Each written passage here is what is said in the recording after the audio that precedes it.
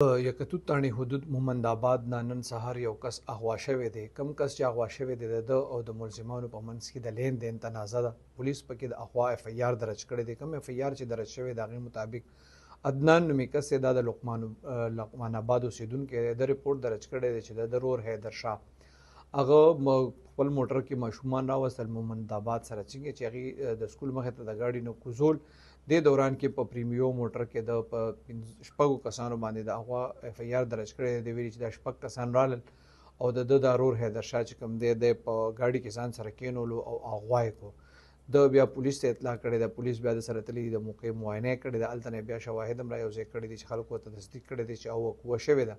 نو د یکتوت تاڼي پولیس د معلوم د دې ملزمانو خلاف چې کوم شپږ نامزد دي په اف ای آر کې، د هغې خلاف د اغوا اف ای آر درج کړی دی او د مغوی چې کوم دی د بازیابۍ دپاره کوششونه شروع کړي دي.